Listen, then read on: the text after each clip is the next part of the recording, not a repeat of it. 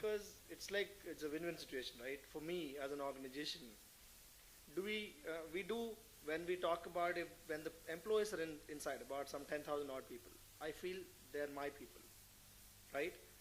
When it comes to, as you rightly said, is social responsibility goes back again, being a services organization, goes with a lot of cost and people and all stuff. How far some mid-size services organizations able to do that is a thing. But if you look at top 5 or 10 organizations like Infees and Wipros and all, they do that now. Maybe if I'm wrong, they still go and actually adopt colleges, like for example Cognizant. They adopt college. In terms of when I'm saying adopt, actually they go and sign with the college saying that every year I come to your college and I will take whatever number of people, one. Second is actually while they're saying that I'll take 80% of the population of your college, automatically it's my ownership. I go as a company, go to that college on a regular basis as a part of it in every year. I think every month, one of these delivery managers or above people goes there and spend time with them. For example, is VIT, Vellore Institute of Technology. Cognizant hires about 80% of the people on a regular basis. They actually do that. And I'm talking about large organizations, they have a choice. Mid-size services organizations, do they really have a choice? I don't think at this point of a time. But large organization maybe answers your point, still they actually do it. They also have their own, whatever it is, selfishness you can call it as, but they do it. And then not only that college, even TCS and Infees and Wipros, some of the colleges you can't even touch because they get number 1, even though they pay less, they still get number 1 entry into some of the colleges because they actually sign agreements with the colleges, right? And I myself fought a lot of times with another professors because of that person who's supposed to travel into that particular college, because of person this is not able to come, my date of traveling there get postponed, right? But they do it because from a college side also, 80% of the people gets absorbed by Infosys or HCL or Wipro, then they definitely will give a preference to them. When I'm talking about only hiring them, apart from that, they do a lot of stuff in terms of, engaging them from the first year to last year and promote their, MTechs and everything also in a regular basis. They do that, I think, from that point of view. But from a smaller organizations, I don't know whether it is really feasible from a cost point of view only, right? Sorry. Yeah. I wanted the non-IT. I'll pick up your very clear comments. And I think let's start with the pilot. Maybe what I feel is it's not directly to the students. What you said needs to go to the professors first. We need to really farm the professors and really have an orientation with that. But I'm willing, and I think you raised a very nice point, which is, listen, could we do a little more? Whatever we call it, whether it's CSR or philanthropy, I think it's completely, let's put the words aside and let's drive into action. Because you would notice and you would agree that there will be responsibilities from both sides. There wouldn't be just a corporate responsibility, there will be a responsibility from the university. There will be commitments. For example, the professors have to commit to a certain module, a certain way of doing it. We're all forgetting also one more thing. You're only as good as your inputs. So Nitty, as for example, I don't know in terms of what kind of students will get in and so on and so forth, but we will make efforts to do the process right. Okay, so we can't control the inputs and it will happen over time. But I think that was a fair challenge that you raised, and I'm more than happy to start with maybe one branch and then we'll see how it progresses. But I think we need to do some injections in terms of some kind of interventions, and I'll pick it up. So maybe in a week or 2 weeks time we'll get someone to start talking to you. In fact, companies who have set up labs, in colleges, right? So this also helps for that building that relationship and going there every year, to hire people, and you get industry-ready students there. Okay, those are interested in all that. I would like to share my own scenario. Yes, please. Yeah. As Yes. Purnima said, we are religiously visiting a college in a rural part of India. So we get a cream out of that college where we are able to retain them for a long time. So guest lectures there. And the past 1 year back when we were giving a lecture there, it was shocking for us to hear from a lecturer, he's asking us what is an Android. So that kind of background they are coming from. So we seriously thought about it, and since we are in that college for the past 6-7 years, so we actually signed a MOU with that college, and we have set up our own lab there.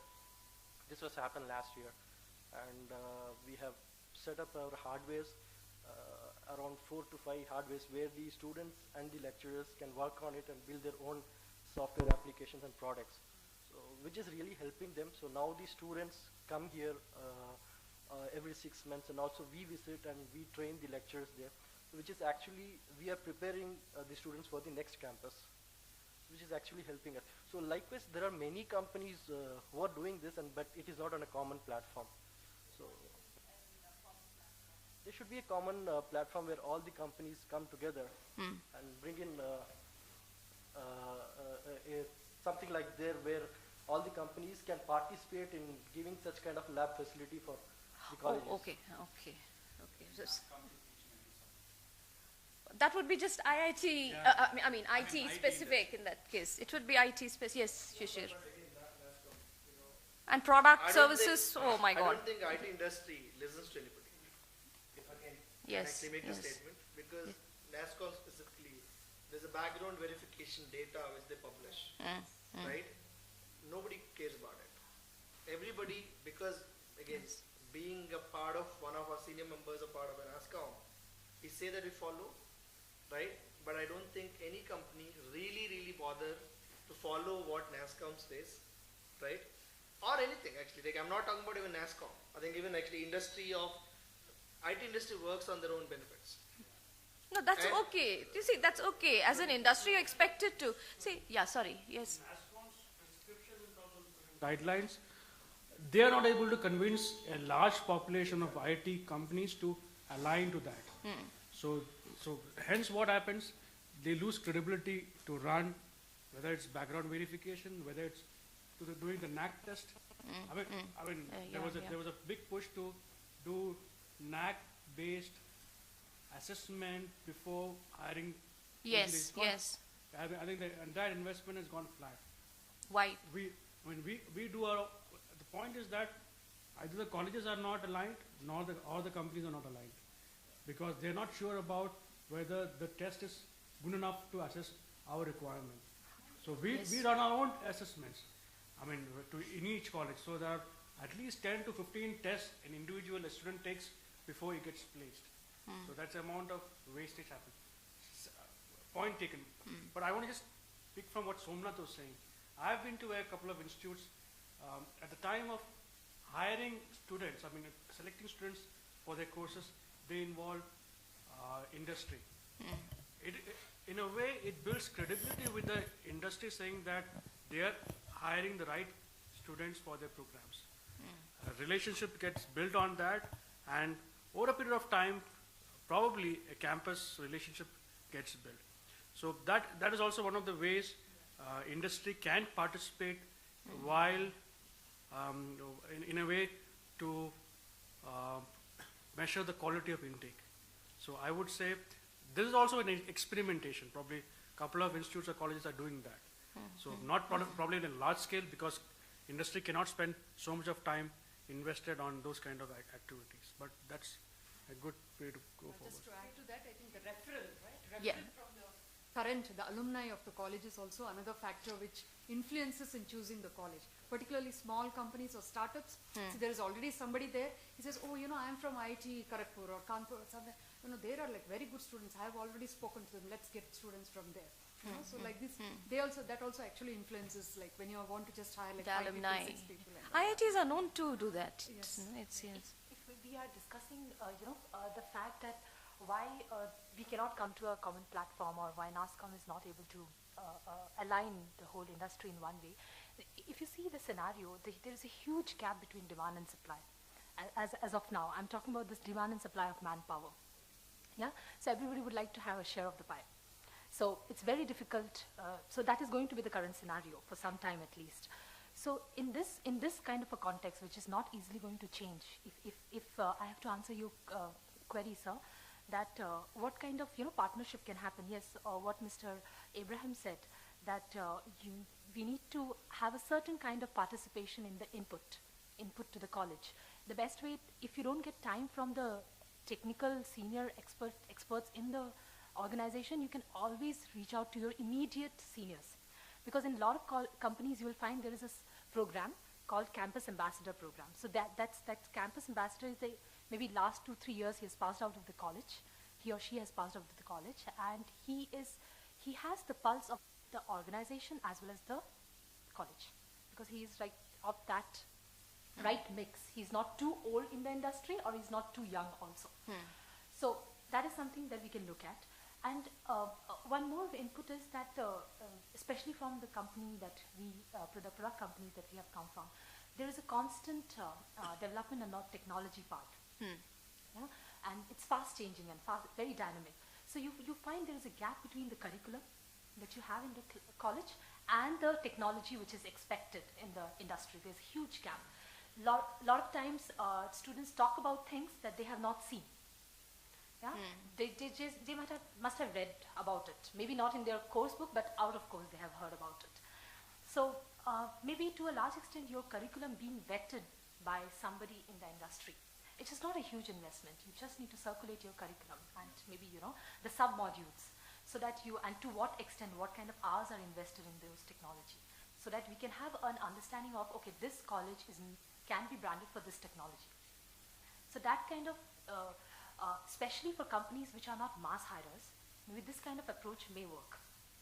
To have, because you asked us that what will make us, jump from one category to another category of value chain. So these are the things that you may look at. Just to add to what you say, from a safety perspective, what we do is that, as I said, we go to around 30 colleges in India and hire computer science students or IT students. Every year, around March or April, from these 30 or 40 colleges, we invite their HODs of all the computer science department or the IT department that they have, and also some of the senior faculty members, including the placement officers. Last March we did, that was the first time we did. It was a huge success. What we did was, we got around 180 to 200 professors from different companies, or different colleges, 30 or 40 colleges, and the whole day we interacted with them using our leadership team. We had some of our board members also coming in, and we never spoke about placements. We never were selling SAP in terms of placement activities and things like nothing. What we did was, we said, this is the kind of work that happens in SAP, this is the innovation that happens, this is the kind of people that we want.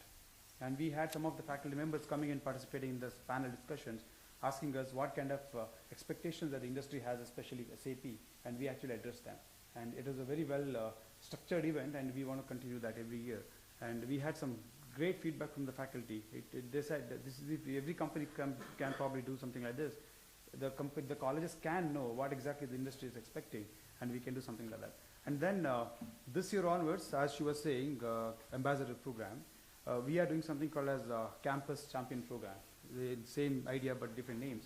The plan that we have is, as a pilot program, we are choosing, say, 10 colleges in India, and from each college, we have a lot of alumni working with SAP. And at the leadership level, maybe a director or a vice president level, we have some of around 2 or 3 people from the leadership team who are owning up one college. He need not be from the same college. Okay, they'll own up a college, and we have a couple of people who have spent like 8 or 10 years of experience in SAP or industry from the same college. And also we are trying to get 2 or 3 people who joined from the campus in the last 2 or 3 years' time. And plus, we are engaging with some of the faculty in the college. Through faculty day, we are able to identify those faculty members. And then again, the students who are working currently studying in the 4th year or 3rd year, and some of the interns were working. So we are making a group of 10 to 12 members, a core group of 10 to 12 members for each college. And this particular team will run the engagement program for each college throughout the year. It could be panel discussion, it could be workshops, it could be sponsorship or guest lectures, anything. And we are doing that. And we will identify the pain points that the college has and also the pain points that we have. We will try to address that together. We are trying to do that for the first time colleges that we have in our mind. And we are working out on the budgets. And yeah, it will continue for all the colleges. Just to add a point on making one college to a next level, what you just mentioned. I think this is something everybody was discussing on this point. So we should, as a college, we should look at, what is our criteria of hiring? Okay, are we hiring from AIEEE? Are we hiring from G? Or are we hiring from state exam? Or are we hiring from a random examination? Or are we hiring just on merits? So that's the first point. I hope everyone will look at it. So you can also see how you give IIT as the tier 1, because G is the toughest of all. Next come to AIEEE. So if your college is selecting candidate or the students through a certain specific examination, that's the first point to rank your college. So in an organization like my previous company, like Juniper Networks, your competitors actually, and Oracle. So I hope everybody respect talent, and talent, we should look at the merit, how the student is actually going into a particular college. So you might find many students who are really poor, who can't afford to go to big colleges, but they are made to go to a government colleges. But government colleges hire only in merits. So somebody from a private college can come and say, we can do this and that, we can take this kind of technology from your companies and say, make our student understand about the process and all. So that is also a good idea, but for those colleges which is in the government, sanctioned college, which doesn't have that much of resources, I hope everyone must have gone through government colleges and hired students, and we must have seen the infrastructure as well. So you might not find those particular infrastructures and technical aspect, but you will find talent which is at par. You can level to those graduate from the IITs. So just to make sure that you are moving ahead from one particular level to another, you need to see that how we are actually selecting those candidates. What is the process of hiring? What is the process of selecting students from your management perspective? Because many colleges are coming up. You just picked up, there are like 5,600 plus tier 3 colleges. It's increasing day by day. Everybody say like, okay, we are the top 5 private colleges. How? See, you make yourself realize how we are a top 5 colleges. Present to us, present to every one of us. And then we can also realize, we have a team of expert. I hope everyone in any company will have a team of campus expert, which actually, see all those data. Like Dinu mentioned in 2007 or 8, there was two person who were actually analyzing, or ranking of colleges. So that's how we do it. See, that's something with the services companies, you guys actually outsource it. I was just wondering, in that case, you're taking big numbers, what is your expectation from those people, and to what level do you actually, partner with them? There's somewhere where, you put your foot down and say, beyond those people. Partners where... Yes, because they decide a lot of things when it comes to, is it not? I don't think they decide a lot of things. And no, when it comes to the college, yes.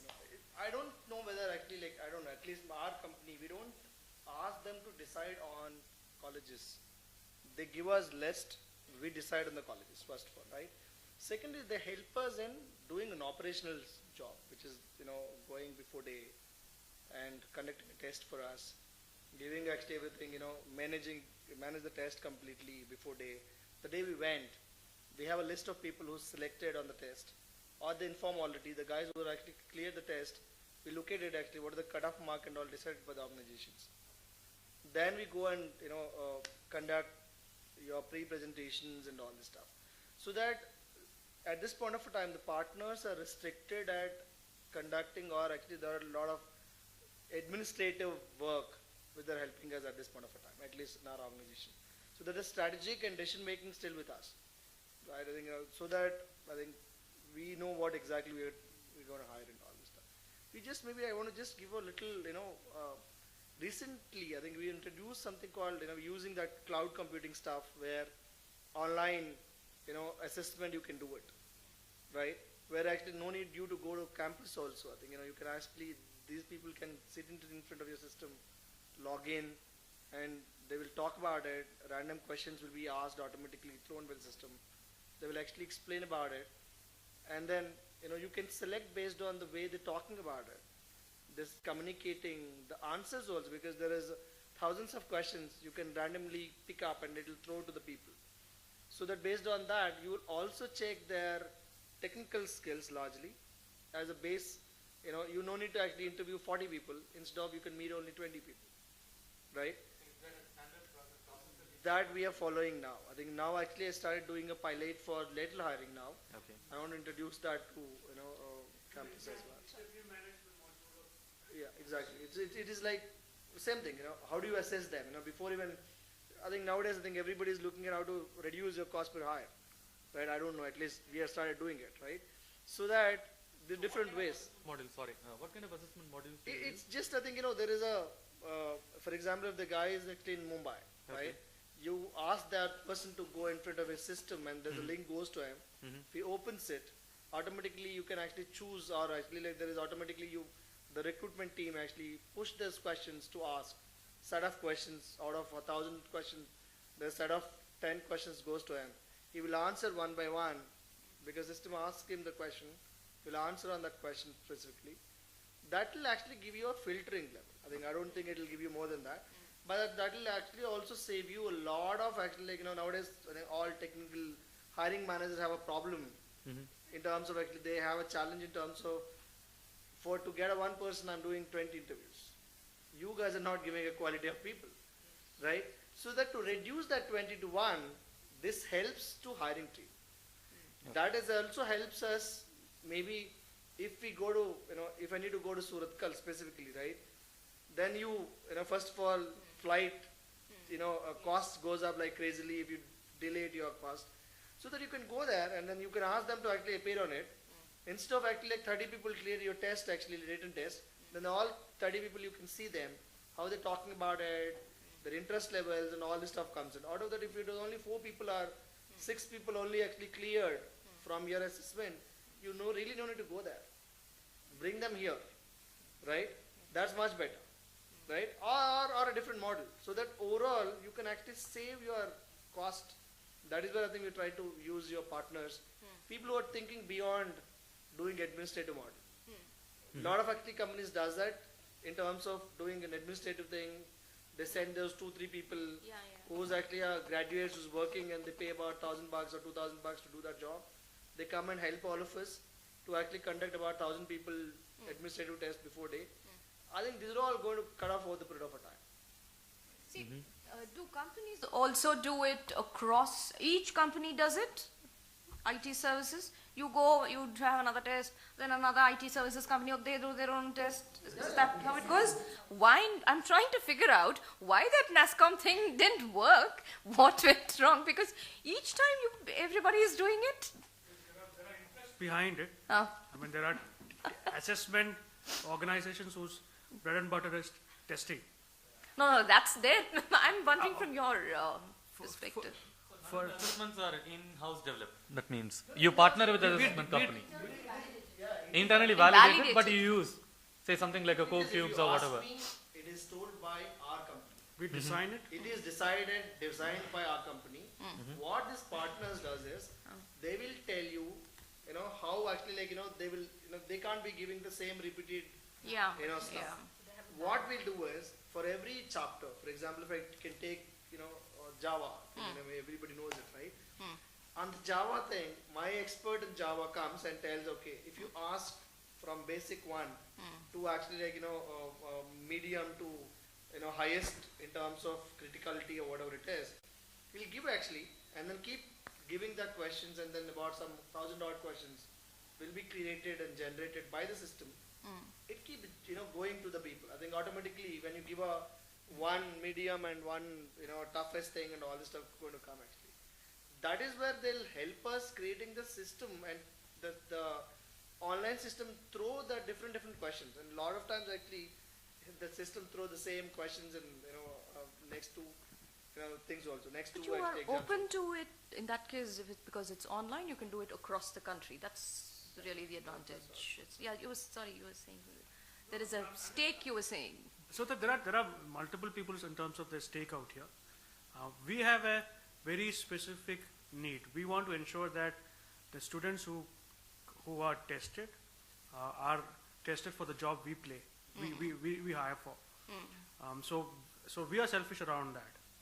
We are not sure whether NACTech is able to provide that kind of filtering for that. So and hence at the end of the day, even though a student have a NACTech score, it helps us to kind of and go with a common benchmark across universities. You have a 65% in a particular university is equivalent to a